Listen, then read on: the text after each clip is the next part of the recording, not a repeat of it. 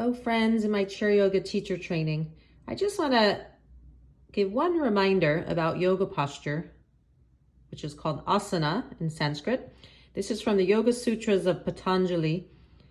And out of the 150 plus or so verses, there's only 3 that talk about posture. Most talk about meditation. And I remind that because there's so much focus on postures in modern yoga. But really the mind, even in the posture and where we focus, is what makes it yoga. So although it's useful to learn all the chair yoga adaptations, and we do need to teach and practice it to help our students and ourselves, just a reminder that the definition in the sutras of yoga asana, the posture, is yoga asana. Asana is a steady, comfortable posture. The asana means the posture that brings comfort and steadiness. Any pose that brings this comfort and steadiness is asana. If you can achieve one pose, that is enough. It may sound easy, but in how many poses are we really comfortable and steady? As soon as we sit in a particular position, there's a tiny ache, a small cramp here and there, or a tiny pain. We have to move this way and that. Continuously, we are reminded of our legs, hands, hips, and spine. Unless the body is perfectly healthy and free from all toxins and tensions, a comfortable pose is not easily obtained. Physical and mental toxins create stiffness and tension. What we need is the strength of steel, but with steel's flexibility, not like crude iron, which is very strong and hard but breaks. The body must be so supple it can bend any way you want it to. Such a body will always be healthy and tension-free. The moment we sit for meditation in such a body, we'll forget it.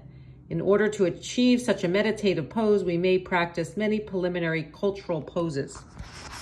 So this is just that reminder that yoga asana really was for meditation.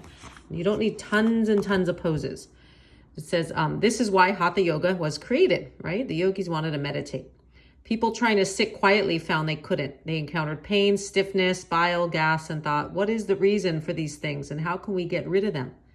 They realized it was due to toxins from eating the wrong foods at the wrong times and in the wrong quantities. These people pondered, what is great food that won't leave toxins? What should the limit be? And in the proper time to eat. And they formulated a yogic diet free of meat, fish, eggs, stimulants, and excessive use of spices.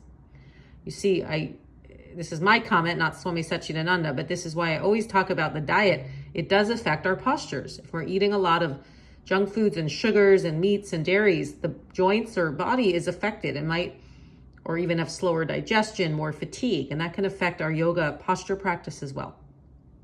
Okay, then he says the next problem was what to do with the toxins inside the body, already there. They concluded these could be gotten rid of by squeezing the body in all different directions. For example, they found the way to cleanse the liver, spleen, and intestines was by doing the forward bending pose, Paschimottanasana, which is bending forward and crushing the stomach a bit. If this wasn't enough, they developed Yoga Mudra in order to crush it more. If toxins were still present, they came up with Mayurasana, the peacock pose. If this still wasn't good enough, they created Uddiyana Bandha, the stomach lift, and Nauli, the stomach churning. When the spine was stiff and didn't move, they employed postures that bent it forward, backwards, sideways, and upside down. Although Hatha yoga is several thousand years old, it never becomes outdated. The truths of it are always current. They are like gold. Although other things lose their value according to time, gold is always the same. Okay, and then it says, by lessening the natural tendency for restlessness and by meditating on the infinite, posture is mastered. Therefore, one is undisturbed by the dualities. Okay, and then it talks about pranayama. So the yoga posture mastered by meditating on the infinite. Whatever that means to you, the infinite, the breath is a good start. So the mastery of posture, they're not talking about the flexibility of the body or the what looks like advanced fancy poses, although those can be fun and useful too. So these are just reminders from Swami Satchidananda, the Yoga Sutras of Patanjali, to focus on breath or meditate within when you're doing the physical yoga asana. So it's not just an exercise, and that's what makes it so unique. And then you get extra benefit, not just for the muscles and joints, but for the nervous system, the mind, and It'll bring deeper peace.